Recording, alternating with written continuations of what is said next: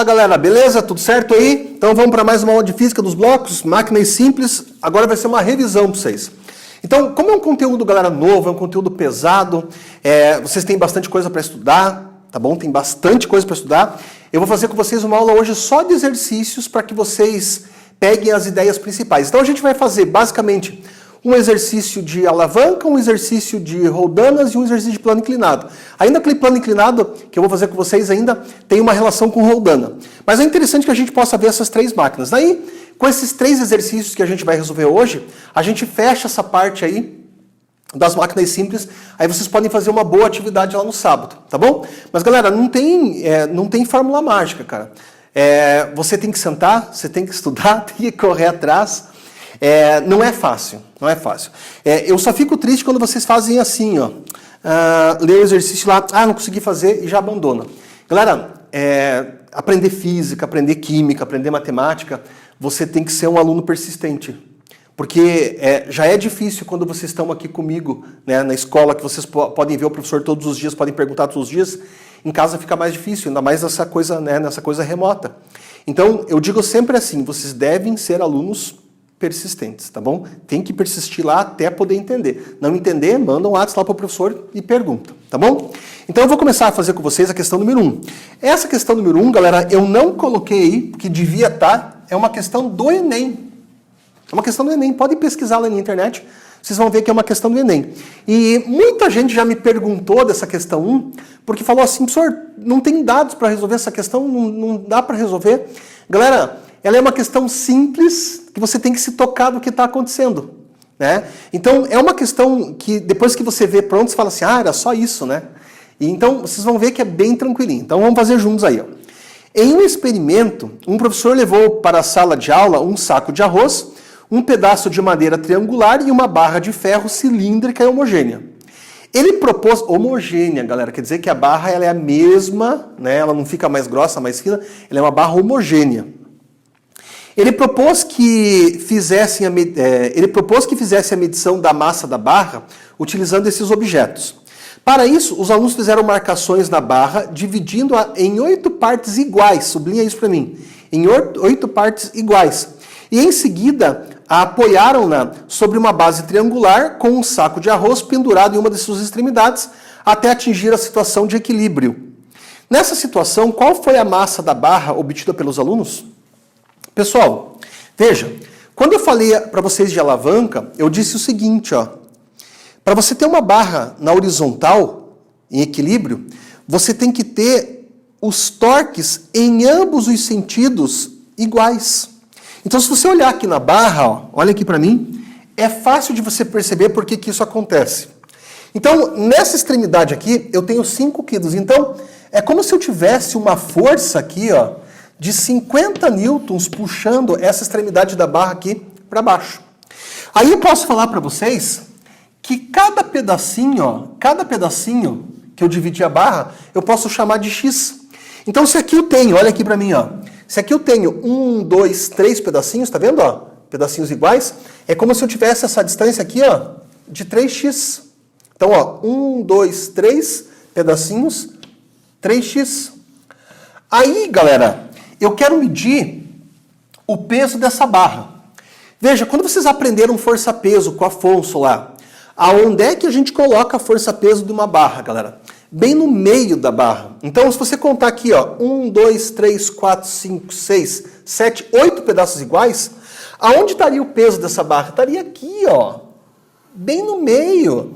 E é esse peso aqui, ó, que eu quero encontrar com vocês.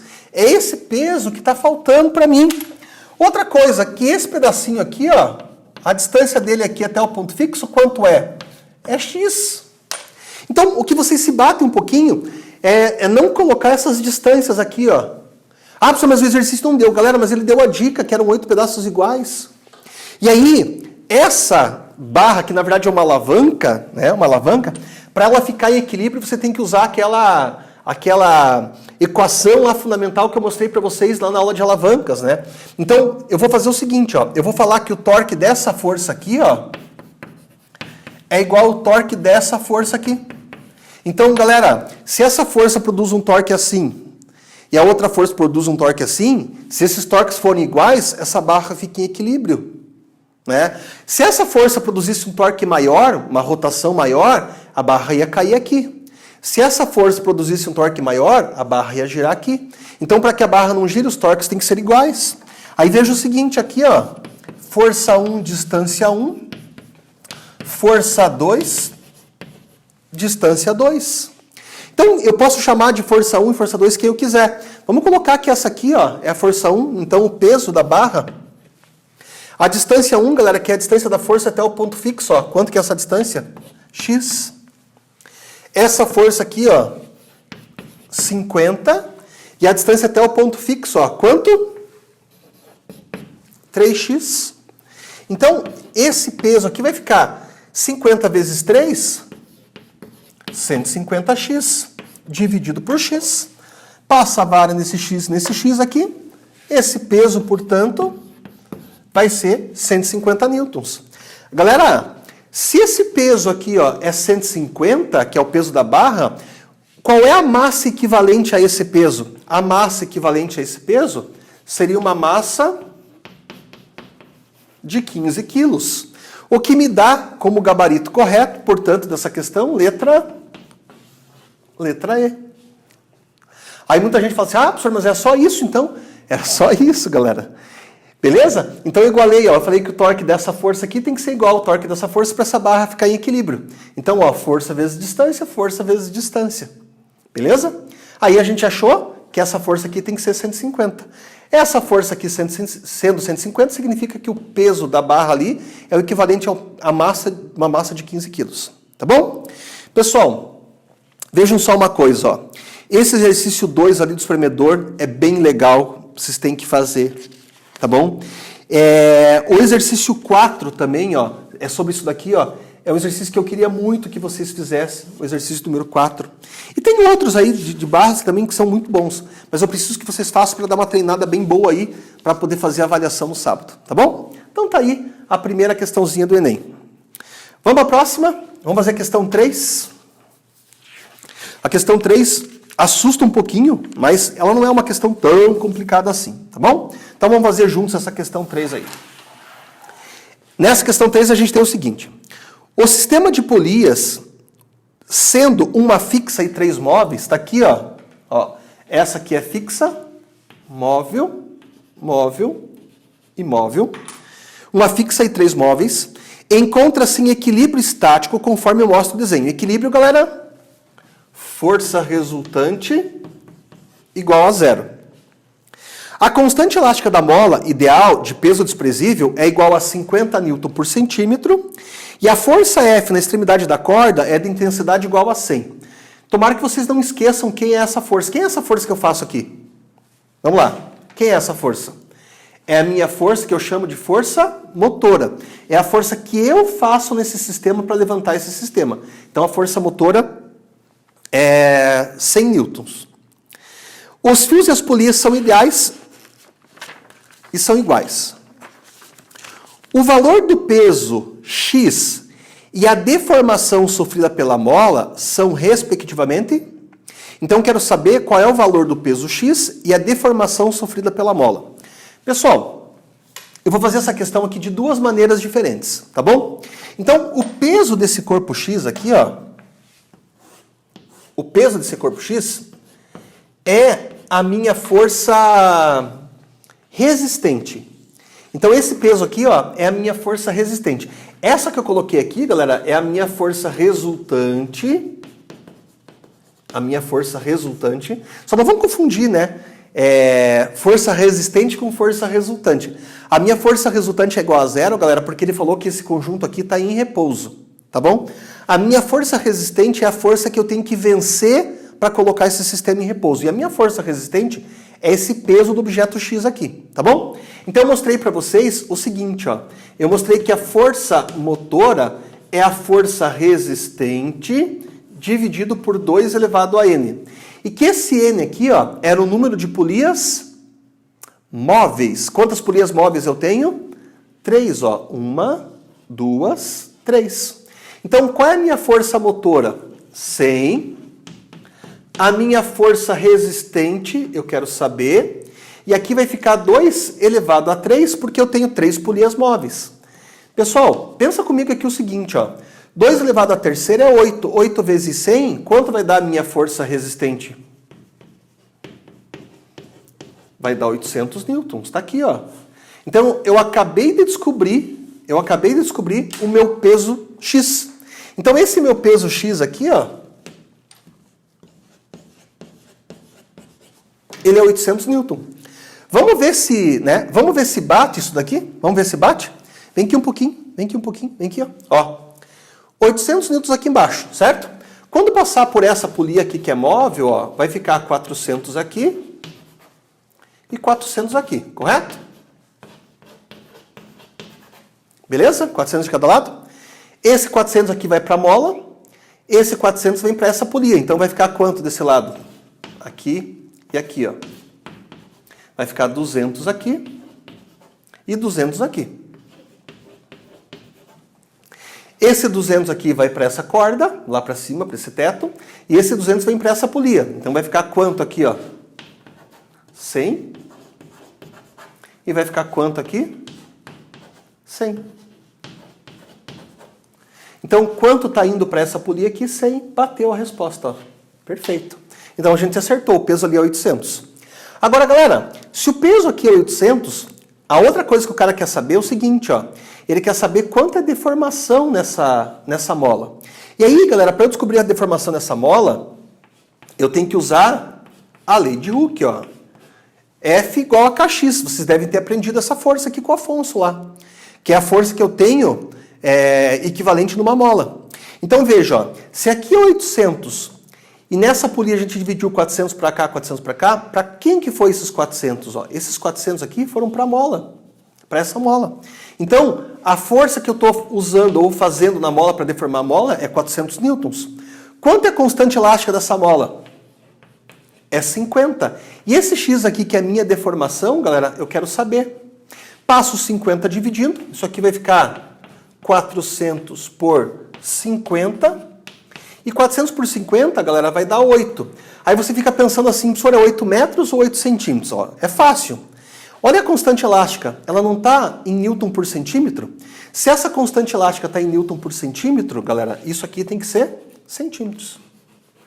Então são duas respostas. Primeira, a minha deformação é 8 centímetros. A segunda, o meu peso do corpo X é 800 newtons, o que vai me dar a resposta correta, letra D. Tá bom? Letra D. Ó, de novo eu insisto com vocês. Não tinha nenhum exercício que nem esse na apostila de vocês quando vocês aprenderam associação de polias. Então, tá aí uma boa chance de você dar uma treinada nisso daí.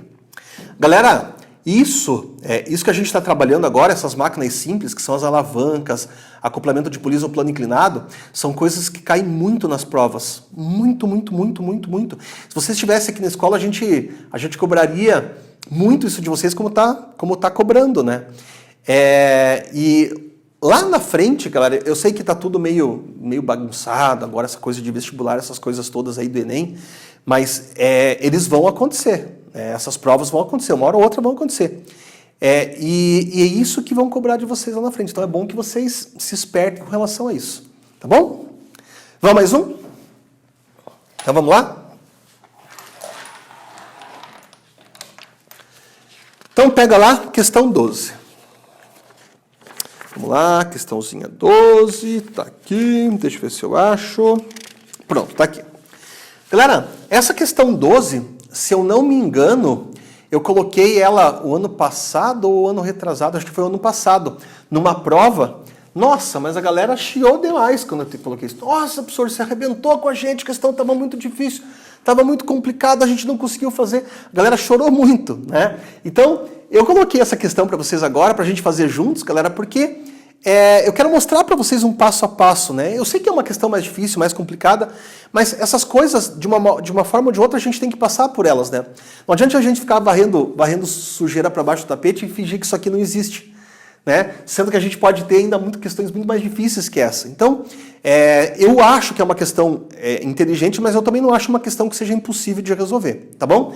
Sem falar que eu vou poder revisar um monte de coisa com vocês aqui e coisa que vocês aprenderam aí com o Afonso nas aulas normais aí de manhã, tá bom? Então vamos ler o enunciado, vamos ver o que o exercício está pedindo aí. Então ele diz assim, o bloco A de massa igual a 100 quilos sobe em movimento retilíneo uniforme. Galera, esse bloco aqui está em MRU.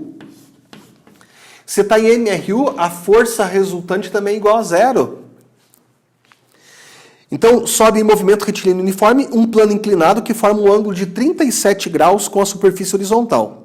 O bloco é puxado por um sistema de roldanas móveis e cordas, todas ideais e coplanares. O sistema mantém as cordas paralelas ao plano inclinado, enquanto é aplicada a força de intensidade F na extremidade livre da corda, conforme o desenho abaixo. Todas as cordas possuem uma de suas extremidades fixadas em um poste, que permanece imóvel quando as cordas são tracionadas. Sabendo que o coeficiente de atrito dinâmico entre o bloco A e o plano inclinado é 0,5, tá aqui, a intensidade da força F é... Opa, eu quero saber quanto é essa força F aqui, tá bom? Galera, essa força F é a força que eu faço, ó, é a força motora, tá bom? A gente só precisa saber qual é a força que eu tenho que vencer para levantar esse bloco, tá bom? Qual é a força que eu tenho que vencer para segurar ou para levantar esse bloco. Aí ele me deu o valor do seno, me deu o valor do cosseno, me disse que a gravidade é 10, mas a gente vai analisar a situação, tá bom? Então, com bastante calma, tá bom? Com bastante calma. Primeira coisa, essa é a força que eu faço. Eu tenho 3 polias que, além de girar, elas também transladam, elas se movimentam plano acima. Então, quando eu puxo essa corda aqui, galera, essa polia se mexe, essa polia se mexe, essa polia se mexe.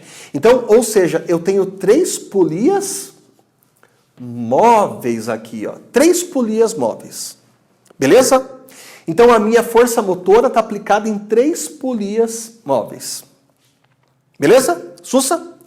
O que mais que eu tenho aqui? Ó? Eu tenho o peso desse corpo A. Galera, se a massa é 100, o peso desse corpo A aqui, ó, é 1000.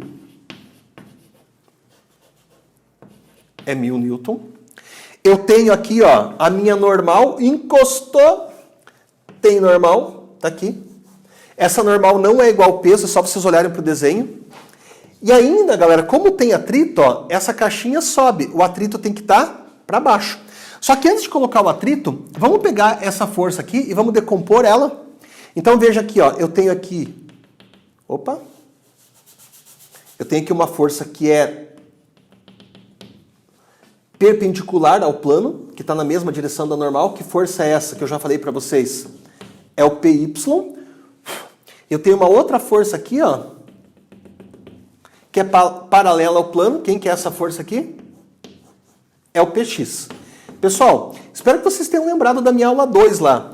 Esse PY e esse PX são forças novas? Não, né? Tanto PX quanto PY são componentes dessa força aqui, que é a força peso. E a última força que eu tenho que colocar aqui, que eu falei para vocês, ó, como o bloquinho está subindo o plano, aqui para baixo, ó, eu tenho uma força que é a força de atrito. Tá bom? Beleza? Então, preste atenção aqui, ó. Px é a componente do peso, força de atrito é porque existe atrito aqui entre o bloco e o plano, Py, que é a outra componente do peso, normal, e aqui para cima, galera, né? Aqui para cima eu vou ter uma força, que é a força que está puxando todo esse conjunto aqui para cima, tá bom? Essa força aqui está puxando essa caixinha para cima, desculpe. Beleza? Então eu vou colocar aqui uma força, né? Uma força F. Essa aqui é a força motora, tá bom? Essa aqui que eu tenho que descobrir. Galera, a primeira coisa que eu vou fazer com vocês aqui é a seguinte, ó. Eu vou calcular esse PY e esse PX para a gente poder eliminar esse peso aqui, ó. Então, calcular PY e PX não é tão complicado, até revisei isso aqui com vocês na aula 2, tá bom? PY e PX. Vamos lá? PX e PY. Então, o que a gente discutiu naquela aula? Galera, esse ângulo que você tem aqui, ó, do plano inclinado, 37 graus, É igualzinho esse ângulo que a gente tem aqui, ó, entre P e PY. Então aqui também é 37. E qual é o macetinho que eu passei para vocês na aula passada lá? Ó? Se está encostado no ângulo, é cosseno. Então, esse vetor aqui que está encostando nesse ângulo de 37, o PY, ele vai ser P cosseno de 37. Então, isso aqui é cateto adjacente ao ângulo, galera. Né? Esse aqui, ó, é cateto oposto. Então, essa medida é igual a esse vetor aqui. Então, o PX vai ser P seno, porque é cateto oposto. Então, olha que fica fácil para a gente calcular PX e PY. Então, o peso é 1000. O seno de 37 graus, galera, é 0,6. 1000 vezes 0,6, isso aqui vai me dar 600. PY, então, é P cosseno. Então, isso aqui vai ficar 1000 vezes o cosseno, que é 0,8. Isso aqui vai me dar 800. Galera, depois que você calcula PY e PX, ó, não esqueçam. Esse vetor aqui não existe mais, ó. Esqueça esse vetor. Então você transformou esse vetor nesse e nesse. Beleza? Outra coisa bem importante, ó. Isso aqui, quando vocês tiveram aula de plano inclinado, o professor deve ter falado incessantemente para vocês. Olhe para o meu desenho. A normal está aqui, ó. Uma direção perpendicular ao plano. O PY está na mesma direção da normal. Então, num plano inclinado, galera, a normal e o PY são iguais. Beleza? A normal é igual a PY. Outra coisa importante, ó. Então, eu já tenho a normal, já tenho PY, já tenho PX. Quem que falta eu calcular? Falta eu calcular, galera, essa força aqui que é o atrito, ó. Então, me ajudem. Fórmula do atrito. Atrito é μ vezes a normal. Então, o atrito vai ficar assim, ó. μ, que é quanto? Coeficiente de atrito? 0,5. Quem que é a minha normal no plano inclinado? A minha normal no plano inclinado é o PY. Então, vai ficar meio vezes 800, que é o meu PY. E, portanto, o FAT aqui, ó, vai ficar 400 newton. Tá aí. Beleza? Pessoal, tendo dúvida de algum desses cálculos, dessas forças, é só me mandar mensagem lá, tá bom? Agora eu vou pedir para vocês me ajudarem, com uma coisa aqui, ó. Olhem para mim aqui, ó. Vamos lá. Pessoal, agora que eu vou descobrir o valor dessa força aqui, tá vendo? Eu vou descobrir o valor dessa força aqui. Então, olhe para o meu desenho, olhe como colocar vetor é importante. Olhe como colocar vetor é importante. Então, galera, essa força aqui que é o PX, ó, ela vale 600 newtons. Essa força aqui que é o FAT, ó, ela vale quanto? 400 newton. Então o FAT aqui, ó, vale 400 newtons. Então significa que se eu olhar para essas duas forças, ó, eu tenho 600 aqui e 400 aqui. Então, galera, eu tenho que vencer, quando eu quiser puxar essa caixinha para cima, eu tenho que vencer 1000 newton. É 1000 newton que eu tenho que vencer para puxar essa caixinha para cima com esse sistema. 1000 newton. 1000 newton. E o cara me colocou aqui, ó, 3 roldaninhas. 3 polias móveis. Então, se você tem 1000 aqui para baixo, significa que essa força aqui é 1000. Quando passar por essa primeira polia, galera, quanto que vai ficar nessa primeira polia aqui, ó, de cada lado? Vai ficar 500, 500. Quando passar por essa segunda polia aqui, ó, quanto vai ficar de cada lado? 250, 250. E quando passar por essa terceira polia aqui, quanto vai ficar de cada lado? 125, 125. Então, ó, tem 1000 aqui. Quando passar pela primeira polia vai ficar 500. Quando passar pela segunda polia vai ficar quanto? 250. E quando passar pela terceira polia vai ficar quanto? 125. Eu acho que deve ter ficado ruim por causa da luz aí, né? Tá muito pertinho ali de cima. Mas vou escrever aqui embaixo, ó. Então, quando passar pela primeira polia vai ficar 500, né? Aqui, ó, vai ficar 250. E aqui vai ficar 125. 125 newton. Então, galera, a resposta é 125. Se caso vocês não quisessem pensar assim, ó, olha aqui para mim o que você podia fazer, ó. Força motora é a força resistente sobre 2 elevado a n. A força motora que eu tenho que fazer para levantar aquela caixinha seria o que eu tenho que descobrir? A minha força resistente, galera, seria o Px, ó, mais o Fat. E aqui, ó, dividido por 2 elevado a n. Então, a minha força motora seria o Px, que é quanto? 600. O Fat, que é quanto? 400. Isso aqui daria 2 elevado a 3, porque eu tenho 3 polias móveis. Então, isso aqui daria 1.000 dividido por 8. Isso aqui daria 125 newtons, que é uma outra maneira de você fazer. Então, você pode pensar ou você pode fazer dessa maneira que eu estou mostrando aqui para vocês. Tá bom? Galera, muito importante isso daí, ó. Eu sei que ele não pede, ó, né? Eu sei que ele não pede, mas é só para você ter uma ideia, né? Quando a gente calcula a vantagem mecânica, a gente pega a força resistente e divide pela força motora. A força resistente, que é a força que eu tenho que vencer, é os 600 mais os 400, que é 1.000. A minha força motora que eu fiz, ela é 125. Então, se você fizer essa continha aqui, ó, dá 8. Esse 8 é o que aparece aqui embaixo, ó, é a minha vantagem mecânica.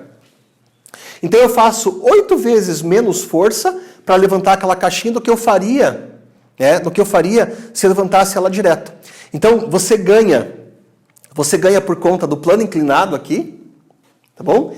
E você ganha por conta do sistema de polias. Então, são 2 ganhos que você tem nessa questão aí, tá bom? Ufa! Né? Que questão demoradinha para fazer. Mas, galera, eu falei para vocês, a gente tem que passar por isso, não tem jeito. Bom, então, tá dada a minha revisão. Você vai encontrar aí outros exercícios para você, né, para você terminar de fazer. E tendo alguma dúvida, galera, é só vocês me procurarem, tá bom? Os gabaritos estão todos aí na folha. Os gabaritos estão corretos. Mas caso vocês tenham alguma dúvida, é só me perguntar, tá bom? Um abraço, galera, tudo de bom e até a próxima. Tchau, até mais.